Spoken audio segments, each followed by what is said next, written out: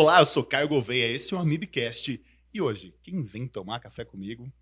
Para começar, Dr. Ricardo Goulart, médico intensivista, coordenador nacional da pós-graduação AMIB e médico assistente da terapia intensiva do IANSP. Muito prazer. Com ele também, doutora Cíntia Johnston, fisioterapeuta intensivista, presidente do departamento de fisioterapia da AMIB e coordenadora nacional, aí, que vai ter explicações hoje, da pós-graduação multi-AMIB. Novidade isso. Novidade, muitas coisas aí para nós falarmos daqui a pouco. Tudo bem com vocês? Um grande prazer estar aqui com você. Maravilha. Muito feliz aqui de estar com o Ricardo e com o Caio nesse dia de hoje. Mestre Ricardo, e aí? Grande Diga Caio. essa novidade. Eu sei que nós vamos falar sobre desmame ventilatório, desmame difícil, por isso que a gente tem que saber, dois profissionais são fundamentais nesse desmame. Grande, Caio. Mas antes disso, e a pós-graduação? Conta pra nós aí. Já que tem que fazer aqui o pra furo mim- de reportagem. Pra mim é um conforto estar aqui, né, com vocês, né? É por dois motivos, né? Primeiro, tá com um grande amigo que é você, um ex-residente que está fazendo um excelente trabalho na AMIB, principalmente na área de comunicação, na área de mídias sociais. Eu trabalho, com certeza, vai ter continuidade no ano que vem, né? Isso não tem dúvida nenhuma. E também uma amiga de algumas décadas, será que a gente pode falar isso? Pode. 5 anos, máximo. Alguns anos. Jovens, assim não dá. Alguns anos. Doutora Cíntia Johnston, um expoente, uma referência na área de fisioterapia, na área de ventilação mecânica, com quem a gente vai ter o prazer de falar um pouquinho sobre um tema que eu acho que para os três é um tema muito espinhoso. É um tema que muita gente faz, na UTI todos fazemos, médico, terapeuta, físio, enfermeiro, mas a gente já sabe de dois pressupostos. Primeiro, o desmame da ventilação mecânica começa a hora que a gente intuba o paciente. Perfeito. Então a gente já vai ter que falar bastante sobre isso, é um ponto importante. E segundo, tanto a extubação precoce quanto a extubação tardia do paciente aumenta o tempo de ventilação mecânica, aumenta o tempo de internação e aumenta a mortalidade. A gente vai destroçar isso aí bastante nessas próximas meia hora. Agora, quanto à pós-graduação, Caio, que você falou, realmente temos uma novidade com a Cíntia. A pós-graduação multi vai sair. E vai sair com força total esse ano. Excelente, excelente. Duas excelentes novidades. A primeira, da pós-graduação multi. E a segunda, recebendo vocês aqui para falar de um tema tão difícil e espinhoso como a gente já abordou. É um grande prazer, Caio. Muito obrigado. Olha, pessoal, falando já em desmame ventilatório, e só de falar isso, como você mesmo falou, ele começa exatamente quando você intuba o paciente, que é quando a gente tem que começar com a nossa estratégia de tirá-lo. Se eu coloquei, eu preciso tirar. Sim. Essa é a ideia. Como se processa esse início? Eu acabei de intubar o paciente, coloquei na ventilação mecânica, eu acho que ele pode...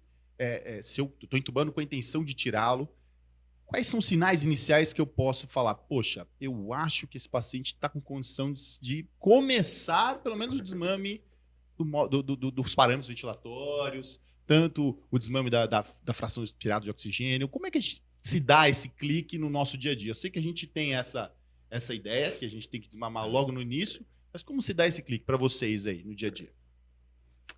Bom, né? É um prazer estar aqui com vocês de novo falando. 2 décadas, hein, Ricardo, de amizade. Bastante tempo, ó, com a mãozinha quebrada em tudo. Vocês estão aumentando aí, cara? 2 décadas mesmo. Isso aí. Desde que eu vim para São Paulo, sempre foi uma pessoa que ou na Unifesp, ou mesmo até no servidor, quando eu dei aula em pós-graduação lá, sempre juntos aí pelo Brasil e praticamente pelo mundo, né? Em alguns eventos também. Então, estar aqui com o Ricardo do lado é super confortável e muito legal. E com o Caio também, essa pessoa maravilhosa aqui, muito comunicativo. Eu acho que é um grande passo que a AMIB deu com o AmibCast e com o locutor principal muito bem escolhido. Me sinto muito bem aqui na tarde de hoje com essa grande dupla. Digamos que a AMIB tem um Jô Soares renovado aqui na... Super renovado. AmibCast. Super renovado.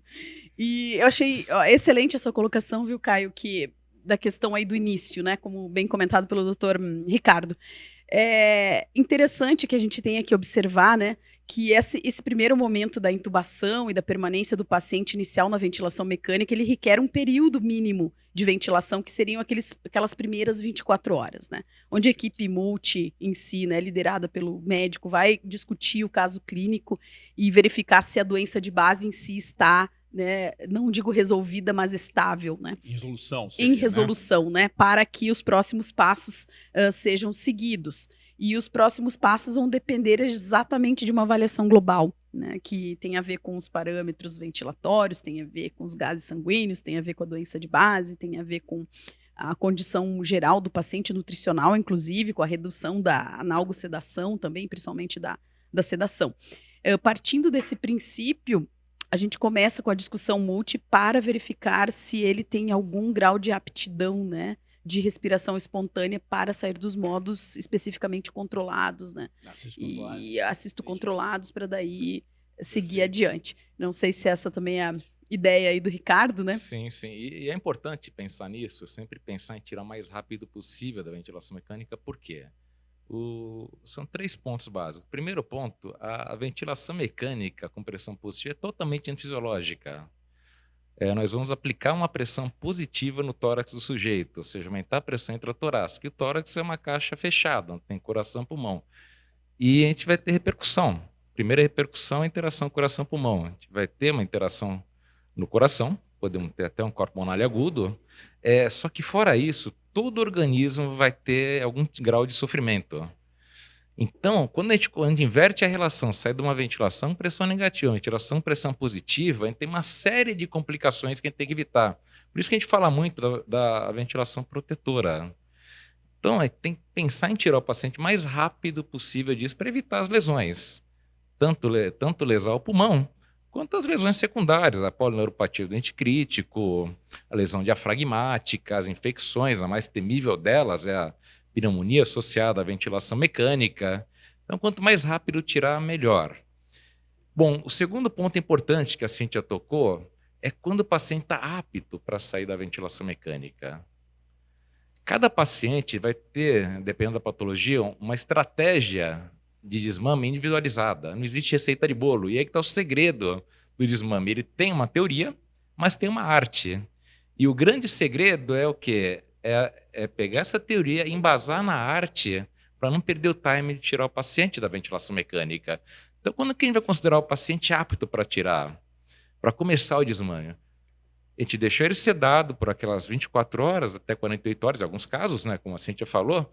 Bom, vamos ver, a gente já corrigiu a patologia de base, o paciente já está estável, ou seja, a noradrenalina não está subindo, FO2 está diminuindo. Então, aí a gente já tem que pensar, esse paciente já está pronto para começar o desmame. E aí, junto com a equipe multiprofissional, vamos fazer uma estratégia para esse paciente, ela vai ser discutida no round multiprofissional e vamos seguir a linha estratégia. Um terceiro ponto muito importante é que um erro que a gente comete muito, a gente vai falar disso mais para frente, é que estratégia de desmame não é só ventilador. Só ventilador a gente não desmama ninguém, tá? Ela é uma tríade, a ventilação mecânica mais a analgosedação mais o balanço hídrico. E aí que está toda a multiprofissionalidade do desmame. Ele depende muito da equipe multiprofissional, depende da fisioterapia, depende da enfermagem, depende de equipes. Isso foi um dos principais legados que a gente teve na pandemia. Então essas 3 pontas são essenciais para a gente começar a tirar o paciente. Senão não tirava ninguém. Não tira ninguém. Não tirava ninguém. A gente não tira ninguém da ventilação mecânica. Perfeita colocação. Falando nesse ponto aí, que você falou exatamente, vocês abordaram exatamente a ideia que eu vou começar o desmame exatamente quando a gente conseguir sinais em que a curva não é de pior, a curva é de melhora, né? Então, naquela fase que a gente está chegando no platô ou não melhorando, né? Então, nesse ponto, a gente fala, me toquei, vamos iniciar o desmame. O desmame não é tirar o tubo de uma vez, não. Desmame, inicialmente, a gente tentar ver o que a gente pode fazer inicialmente para começar a diminuir parâmetros, diminuir balanço hídrico, né? Deixar o balanço mais negativo, melhorar, otimizar o aporte calórico. Beleza, entendemos esse ponto. Mas e aí? Como que a gente consegue pensar nesse momento, nessa situação que eu estou vivendo lá? Acabei de ver um paciente, o paciente está evoluindo bem. Primeiro ponto que eu tenho que levar em consideração nessa evolução positiva, para a gente falar, vamos começar esse desmame de fato. Qual é o primeiro momento prático que eu vou fazer? Ou tanto a equipe multi, quanto a equipe médica, quanto a fisioterapia, quanto a enfermagem, qual é o primeiro passo nessa tentativa de diminuir os parâmetros desse paciente, diminuir o iniciar o desmame? Bom, do meu ponto de vista, assim, a gente vê muito na literatura, a primeira coisa a equipe multiprofissional vai ter que trabalhar. A gente vai ter que fazer um desmame desse paciente o mais rápido possível. A gente vai ter que fazer uma mobilização precoce nesse paciente para não perder musculatura. E o primeiro ponto é deixar a musculatura trabalhar. Então, será que ele precisa dessa analgosedação pesada, profunda? Será que ele precisa de um RAS -4, -5?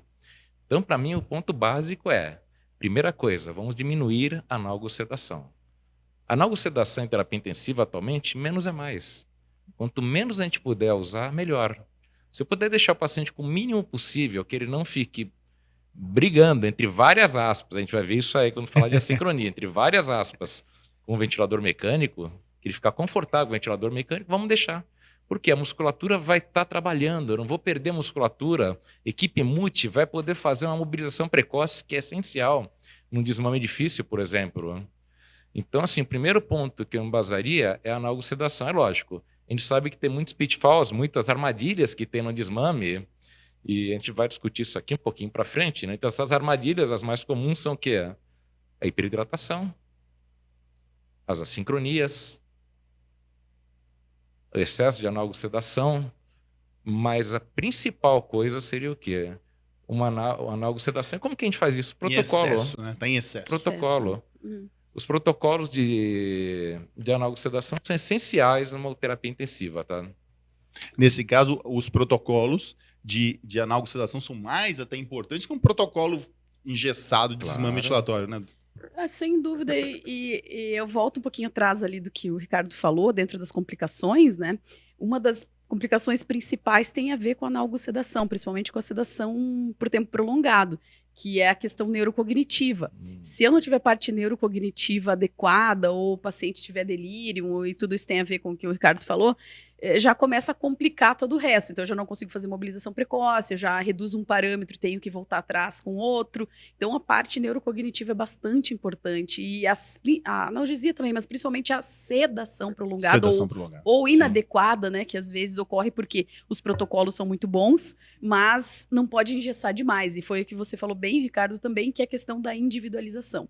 Eu acho que uma das coisas principais que exige a individualização é o desmame ventilatório, porque cada um reage de uma forma. E tem alguns estudos que mostram isso, que dependendo do que a pessoa viveu antes, do histórico dela, da parte muscular, de treinamento prévio, ou de habilidade respiratória que ela tinha antes, isso muito vai influenciar depois quando ele for para uma ventilação mecânica doente, grave, ou for estubado. Então tem um histórico prévio também, que eu acho que é interessante saber, né? É difícil, é totalmente diferente você trabalhar com um ex-atleta, por exemplo, que teve um trauma raquimedular ou um traumatismo crânioencefálico por um acidente, do que você trabalhar com um sedentário que aí teve o mesmo problema, o mesmo acidente.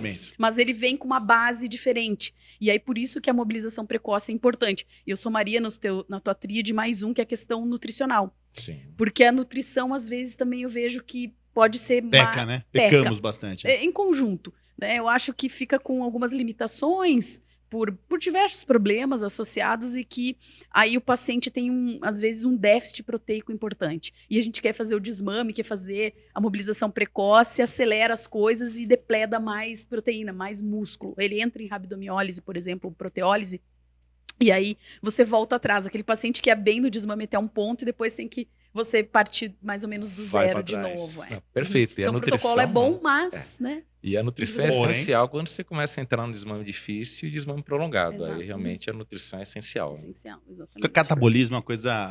Até conversou em temas anteriores aí. O catabolismo é uma coisa absurda no paciente crítico, né?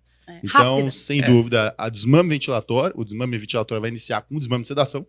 A gente deixar esse cara menos tempo possível com a musculatura parada, sem estar reagindo, sem força, sem se exercitar. E, ao mesmo tempo, a gente também otimizar a nutrição para a gente diminuir o catabolismo. Seriam os pontos principais para iniciar, né? Com certeza. A dieta precoce, mobilizar precocemente e, principalmente, diminuir a sedação. Aí chegar naquele ponto, né? Conseguimos, realizamos, ó, tá com a dieta na meta, não tá com distensão abdominal, dá para continuar a dieta. Conseguiu acordar, tá com RAS ali, titulou a RAS. RAS tá -3. Ah, vamos tirar a sedação. Aí, pronto. Tira a sedação de manhã, ele não acorda. Ele continua RAS -3. Mas chega na calada da noite, lá pra hora que você passou o plantão, o Tasmania entra em reação. E aí o que acontece? Taca ele mais do que devia ainda sedativo. Exatamente. Aí entra aquela velha história. Poxa, mas eu tirei a sedação, a gente faz o despertar diário, e aí a gente faz com todo mundo. Será que esse despertar diário, de fato, seria a conduta mais adequada para todos? Ou a gente deveria tentar começar a sedar mais com meta? Na visão de vocês, pensando nas sincronias, pensando na agitação, pensando na dificuldade de tirar esse cara da ventilação mecânica. Eu acho que o desmame, despertar diário, é uma coisa que não funciona para todo mundo. Tá? Você tem patologias que não adianta. Uma SARA, por exemplo, não adianta despertar diário. Você tem que ter uma meta para cada paciente. O desmame de uma asma é muito diferente de um DPOC, que é muito diferente de uma SARA. E para cada paciente você tem que ter uma meta bem definida. Então, assim, você tem que usar na sedação mínimo possível. Ele está confortável com aquilo lá? Ótimo, vamos usar o mínimo. E é lógico, uma tendência que a gente tem atualmente é evitar usar benzodiazepínico. Perfeito. Benzodiazepínico é uma fábrica de delírio. É o vilão. Isso aí, se a gente pensar em pacientes que vão ficar, que tem uma dificuldade muito grande de desmame, como o DPOC, quanto uma pneumonia grave, quanto uma SARA, já vi que lá na frente a conta chega. Certo. E essa conta é o quê? Vai ser o delírio. A gente tem até em 60% dos pacientes de terapia intensiva, e o delírio também aumenta a tempo de internação e aumenta a mortalidade, né? Agora, esse ponto que você tocou, e acho que a Cíntia também gosta muito dessa parte, que é a transição do paciente da ventilação controlada para espontânea. Então, da cisto controlada para espontânea. Aí tem um perigo. E é o perigo que a gente vê. Eu sou meio apaixonado por plantão, tá? Eu não vejo, assim, o pessoal fala, pô, Ricardo, mas você adora a gestão? Mas eu adoro dar plantão também. Eu adoro ficar à beira do leito, eu não vejo vergonha nenhuma. Muita gente fala no Instagram, não, como fugir do plantão? Não precisa fugir, pessoal. É muito bom dar plantão, desde que você se sinta confortável. Dando plantão, eu me sinto muito confortável no beira do leito.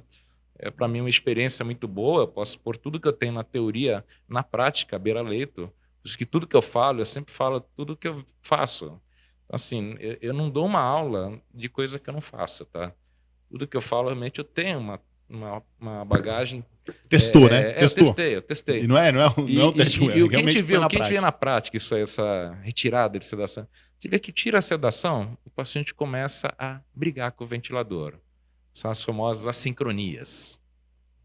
E aí, pessoal, tem duas assincronias que também são carne de pescoço na retirada, no desmame. Uma duplo disparo. Duplo disparo, o tempo do paciente está maior do que do ventilador. Só quando ele está na cisto controlada, o tempo inspiratório é fixo. Ele vai começar a brigar. Quando ele aumenta a frequência respiratória, o que diminui o tempo expiratório. Começa a fazer autopipe, começa a brigar com o ventilador. E para dar taquipneia em paciente UTI, tem várias causas. A Cíntia pode até falar disso, tem várias causas. É dor, acidose, febre, tudo.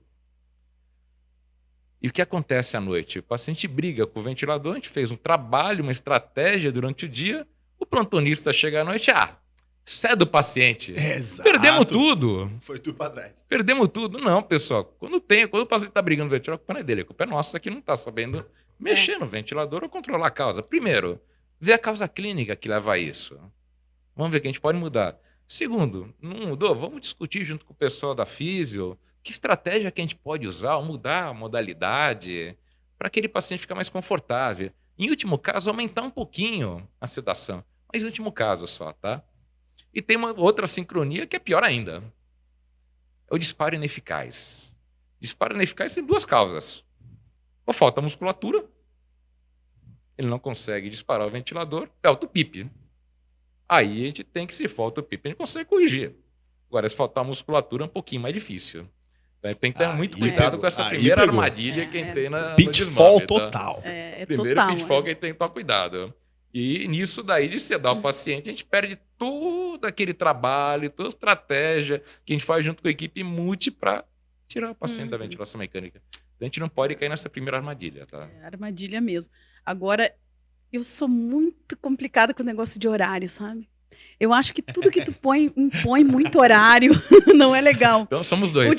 Por isso que a gente já briga 20 anos e briga pouco, né? Como eu brigo. Despertar diário eu acho cruel demais. Eu tenho muitos amigos intensivistas que foram entubados e mesmo eu sendo atuante muito mais na pediatria, na neonatologia do que no adulto, eles me pedem para acompanhar eles nas UTIs. A maioria dos colegas intensivistas. Eu prefiro, eu vou. E eles quando eles falam, depois que eles, até entubados às vezes, mais acordados ou pós-intubação, eles dizem, o que mais me torturou foi o tal do despertar diário. Porque isso tem que ser muito individualizado também. Igual antigamente tinha aspiração de horário. Vai lá, aspira via aérea, não tem... Então, tudo no paciente é avaliar ele antes, né? Eu acho que a gente só percebe quando a gente passa por um lugar. Então, aí você passa e sente na pele o que é uma tortura de alguém ficar te forçando e às vezes... Não é aquilo ainda. O organismo não está preparado, até porque muda muito a questão do sono, né? Que é um dos problemas dentro da UTI. Que a sedação também interfere. Aumenta o delírio, né? Aumenta o delírio. E aí o cara já não tá ali muito bem. O despertar diário, eu acho que tudo bem, os protocolos, mas tem que ter uma avaliação individualizada. E o Ricardo falou muito bem dessa questão do trabalho em conjunto. Nós não podemos ter segredos, né? Entre o médico e o fisioterapeuta. Porque a gente estuda bastante ventilação, como fisioterapeuta, o Ricardo sabe disso, e vários médicos também. E às vezes fica aquele negócio, não vou contar. Tô fazendo isso e vai dar certo. Aí só aqui na minha, só minha equipe sabe. Ninguém viu. Nem saiu da cama pra ver lá. Ninguém saiu pra ver. E aí isso não leva a nada, porque daí vai ser no teu momento. E depois troca o plantão, de novo, ou alguém ceda ou alguém muda, já era. Então, não sou eu, né? Não somos nós, é o paciente. E incluir a família. Eu acho que isso é muito legal também, porque no processo de desmame, quando a família entende bem e tem essa questão também do parte neurocognitiva do paciente, eles dão uma forcinha lá na questão de explicar as coisas, de ficar ali do lado. Então, influi bem. As assincronias, Ricardo, eu concordo com você aí em tudo que você falou. Terríveis. Terríveis. E o que eu acho pior é a questão, além da sedação, é a sensibilidade. Né? O nosso disparo, trigger. Então, começa a ter duplo disparo, o pessoal aumenta a sensibilidade. Pior que sedar. Uma torturinha. Eu acho que é pior, é uma torturinha. É torturinha, porque lesiona o diafragma, né? A gente já sabe tudo que pode... Imagina a força. A força, a pressão negativa que o cara tem que fazer, aí acaba lesionando o músculo e decorre outras coisas. E tudo isso leva ao que a gente se preocupa muito hoje em dia, né? Todos nós, que são as PICs, né? A síndrome pós-cuidado intensivo. Então, delírio vai levar isso, a falta de mobilização e de funcionalidade também leva a isso. Então, tudo... A lesão pulmonar, né? A lesão pulmonar também. Então, não é só ali na UTI, é o pós-UTI, que a gente se preocupa muito, os intensivistas se preocupam muito. Com certeza. Então, a gente não pensa no paciente só na internação, pensa no pós-internação. A hora que a Cíntia me falou de aumentar a sensibilidade, lembra muito uma coisa que está vindo muito agora, que é o próprio esforço do paciente, né? A psílio. O paciente faz muito esforço, é a psílio. Bom, tem gente que acha que isso não existe. É. Mas assim, tá vindo com tudo e no Covid mostrou forte, que né? a teoria mostrou, é forte. Mostrou muito isso durante a pandemia, né? Sim, mostrou. Muito. Não tem dúvida nenhuma. Pra pulmão ruim, a gente sabe que não dá. Tanto na VNI que o pessoal acha, não, mas eu tô com uma pressãozinha na VNI baixa, então tô na pressão de suporte, tô lá com 12 pressão de suporte. Só que a hora que o paciente faz um esforço muito grande, e aí a gente vê por que depois a Cíntia até ela gosta dos novos modos, eu também gosto dos novos modos, mas assim, os modos básicos, ele tem a grande fragilidade é essa. Numa pressão de suporte, por exemplo, que a gente fala que é um modo espontâneo, se eu fizer um esforcinho pequenininho, ele vai mandar aquela pressão. Se eu fizer um esforço, vai mais. Ele vai mandar a mesma pressão. Só que a minha pressão intratorácica, a minha pressão pleural vai ser muito grande. Então a pressão transpulmonar vai ser muito grande. Isso vai gerar o quê? Esse aumento da pressão transpulmonar vai gerar o que a gente chama da psília. Esse esforço inspiratório, a gente vai gerar uma pressão tão grande que vai machucar o pulmão. Principalmente aquelas áreas justas diafragmáticas. Lesionando o pulmão, vão aumentar a reação inflamatória e liberar a citoquina. Isso vai o quê? Vai aumentar a reação inflamatória, vai aumentar a minha insuficiência respiratória e vai piorar o meu paciente. Ou seja, eu não vou conseguir tirar o paciente se ele estiver fazendo esforço respiratório muito grande. E é por isso que ultimamente tem se falado muito, o pessoal da fisioterapia comenta bastante, Eu, pessoalmente, não tenho tanta prática com isso, eu até faço de vez em quando, que alguns preditores de desmame, P01, para ver se tem sobresistência. Vamos chegar nisso aí. Já falar um pouquinho disso aí, que é o que você está se falando bastante, né? A pressão transmonar, né? O delta de pressão transmonar. Delta POC, PEMUSC. São coisas, ferramentas interessantes que estão se fazendo. Mas, assim, o esforço inspiratório do paciente, quando tem na transição da cisto controlada para espontânea, é muito importante. Então, a psili é mais uma daquelas armadilhas que a gente tem que tomar cuidado quando a gente fala de desmame. Além da analgosedação, tem que tomar muito cuidado com a psili também. Ela lesa o pulmão e piora o desmame, dificulta muito o desmame. E aumenta a chance de síndrome da resposta inflamatória sistêmica, que é o Fato. problemático. O biotrauma, né? No biotrauma também. E veja isso em pediatria. É muito pior, embora não tenha estudos ainda grandes falando sobre isso. Como a gente tem uma caixa torácica mais maleável na criança, pensa o que acontece. E eu vejo mais até isso em adolescentes, crianças pequenas também, recém-nascidos, até a ocorrência maior em ventilação não invasiva. Foi legal você dizer isso, porque as pessoas pensam, como não tem uma via aérea artificial, aquilo é menos, não tem tanto risco.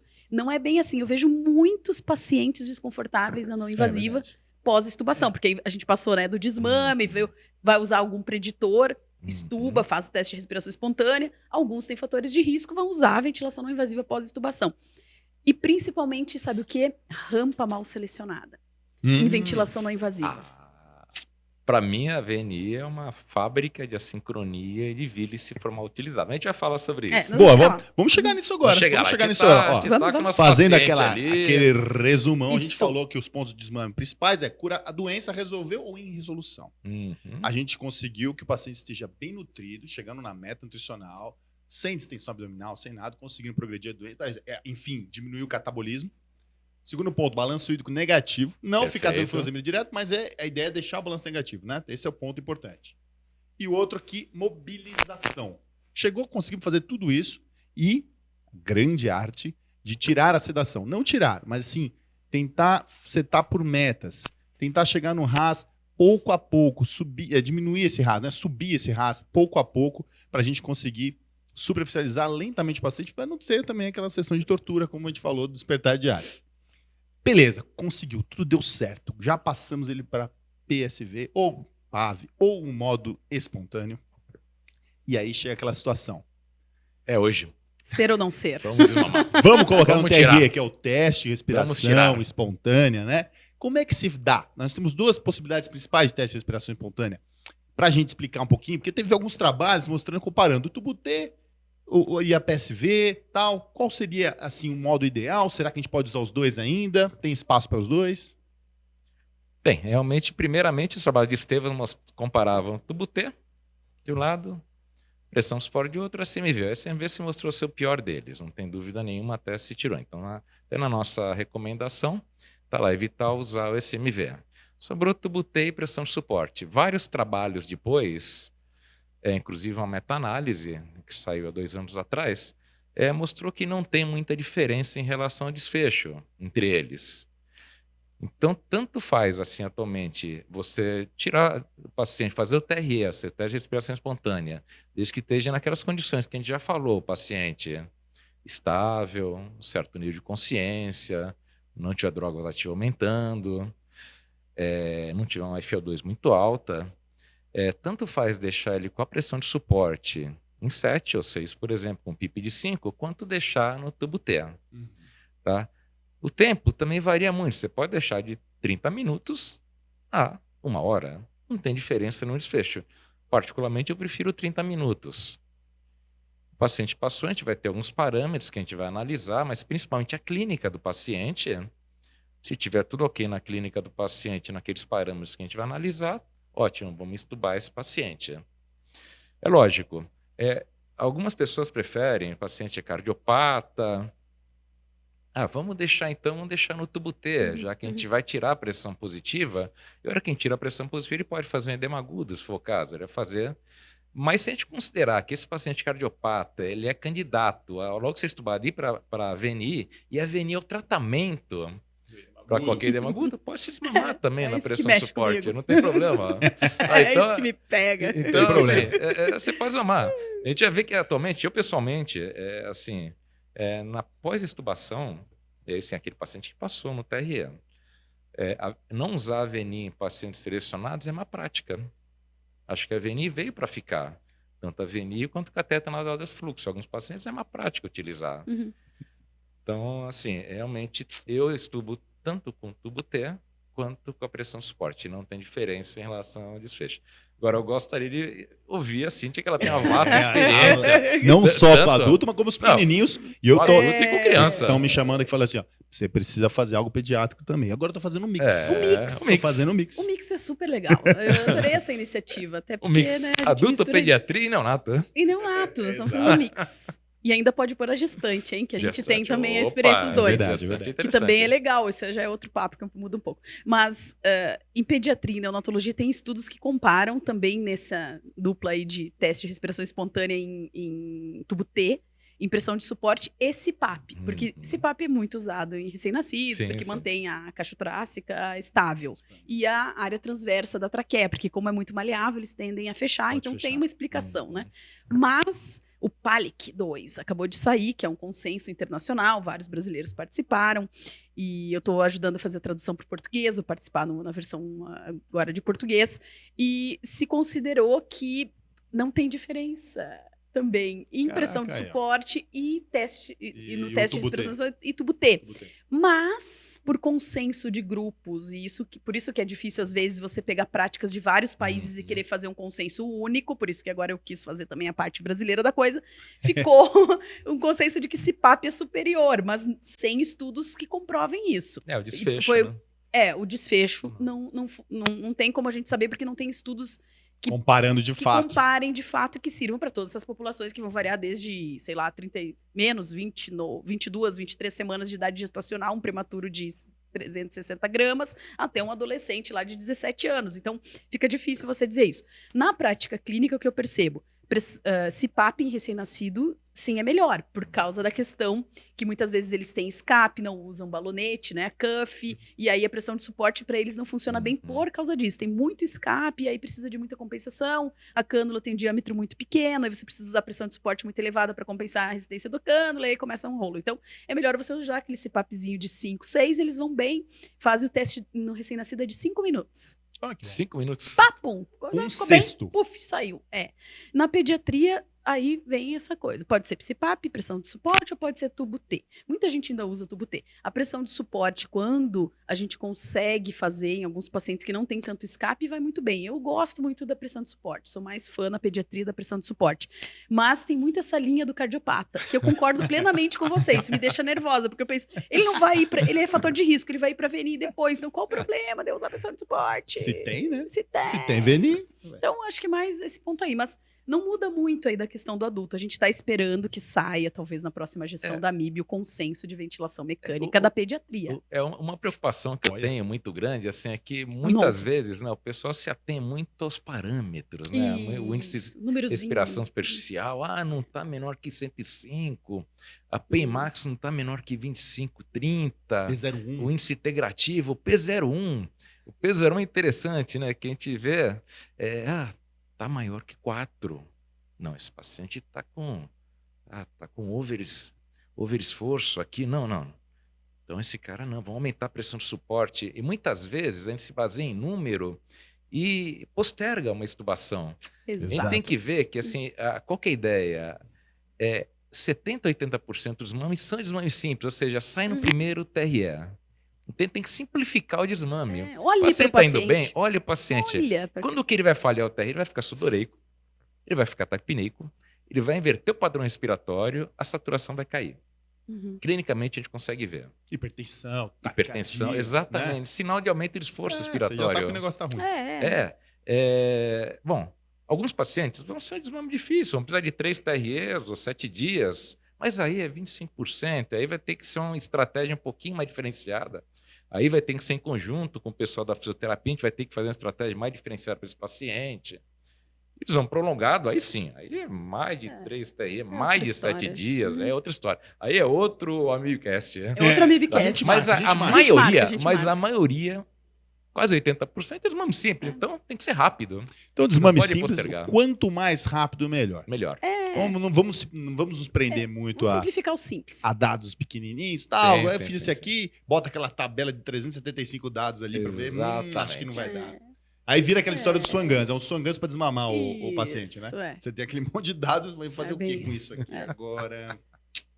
Então, na prática de vocês, o ideal nesses pacientes que a gente sabe, inicialmente, paciente que tem condição de sair, já foi resolvido, o desmame por si só, o TRE, seja ele por tubo T, seja ele por pressão de suporte, seja ele por CPAP nos pequenininhos, a gente pode fazer e o ideal é tirar o mais precocemente. Exatamente. Se não der, aí sim que a gente vai entrar na outra conversa que seria o desmame difícil, é isso? Exatamente. Sim. Meus queridos amigos fisioterapeutas, me perdoem, porque vocês sabem que eu fui, por muitos anos, grande defensora dos preditores de extubação. Foi até a minha tese de doutorado, foi a primeira publicação de um fisioterapeuta com esta área na fisioterapia, porque eu ficava tentando acertar esses preditores. E aí, 24 anos de fisioterapeuta na área de intensivismo. A gente vai com a prática, que eu concordo muito com o Ricardo, eu não falo o que eu não faço, porque eu também gosto muito da prática clínica, eu escrevo muitos livros, já tenho uns 12 mais ou menos, mas tudo que eu escrevo é porque eu vivi. Então, eu gosto de viver. Claro que tem a ciência Faz junto. Uma crônica. A evidência, tem uma crônica junto, mas tem a evidência, mas tem a prática clínica. E toda vez eu considero isso muito real, que a gente fica muito preso a esse monte de avaliações e vários números a gente esquece do paciente. É igual a mobilização precoce. Que score você usa para avaliar a mobilização, se vai mobilizar ou não, por exemplo? Existe um monte de escalas. Mas se eu me prender a uma escala, eu não vou mobilizar nunca o paciente. Perfeito. Eu olho, eu vejo se ele está mais acordado, se ele tem interesse, porque tem que querer também, e se tem condição, e aí nós vamos mobilizar. Então, a extubação, eu acho que entra na mesma linha. Olha para o paciente, vê as suas condições clínicas e comportamentais, né? E, lógico, isso exige uma discussão bem ampla, e aí a gente segue para frente. No segundo passo, né? Aí, desmame prolongado, desmame difícil, aí exige, eu acho que é uma avaliação maior muscular, outras questões, e vale a pena. Mas não se prenda muito em números. Que eles te auxiliem e não te atrapalhem. Que eles te auxiliem no trabalho. Por exemplo, na pediatria, eles não chegam a sensibilidade e especificidade nem de 50% a 60%. De sucesso. Então, por que você vai ficar perdendo preso nisso? E, às vezes, perder a oportunidade de janela de tempo.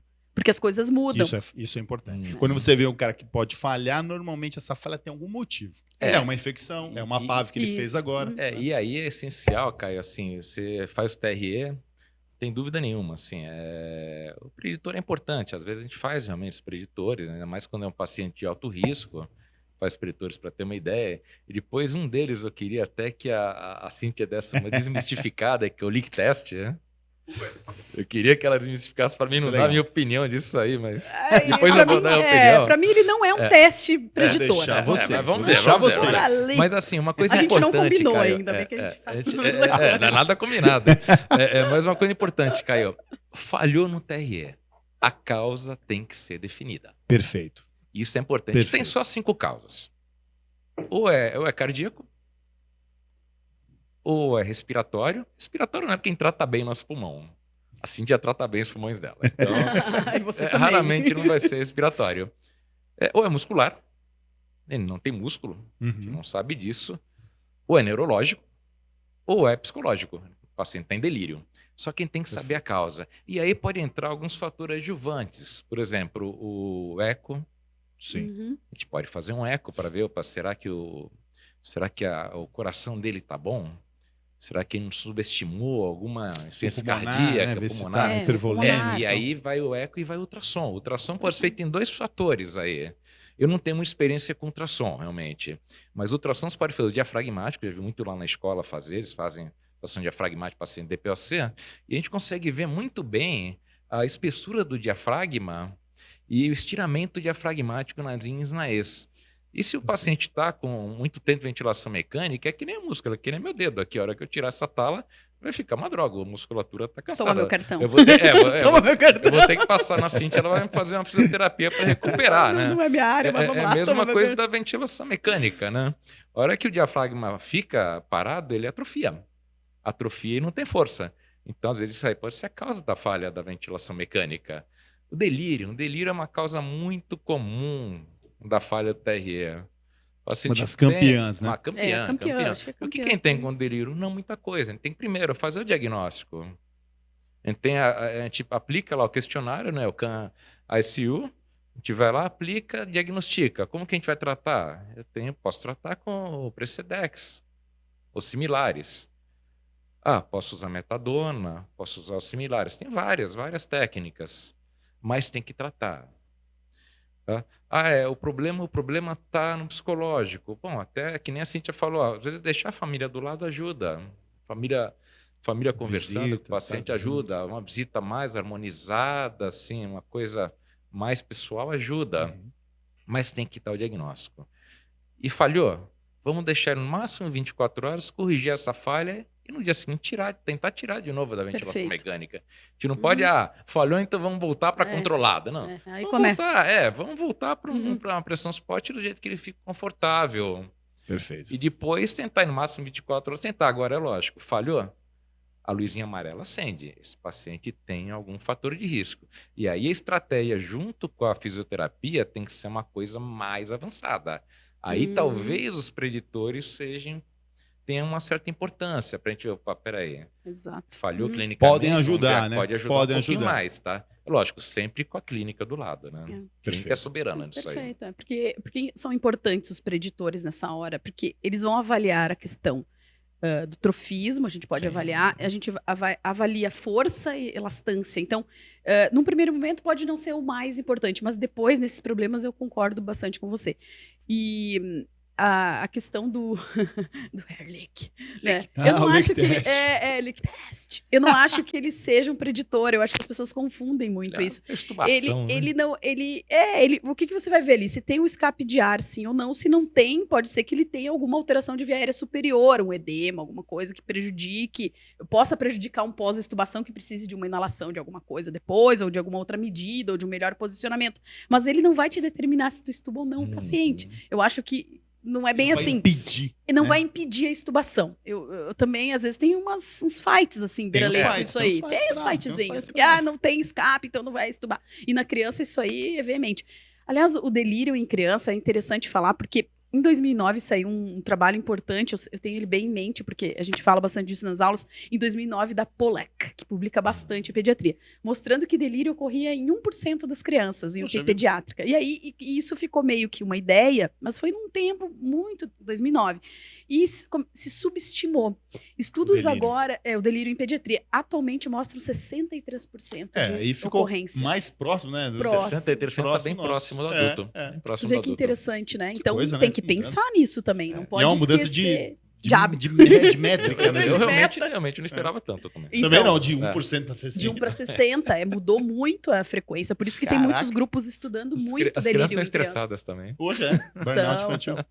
E burnout infantil e a questão do neurodesenvolvimento ainda, né? Não, mas sem dúvida. E aí a medicação afeta mais ainda. Sem dúvida. Acho que são coisas fundamentais pra gente ver. E você que tá aí, já desmamou seu paciente hoje? Tirou leitinho? Não. Já tirou? Já? Tem que desmamar o paciente. Não tirou? Fica ligado nesse vídeo. Porque acabou esse MBcast, mas vai ter muitos outros. Não, temos mais. Só com esse bate-papo que a gente fez aqui, ó, já tem uns 5, 6 temas que a gente vai fazer mais pra frente.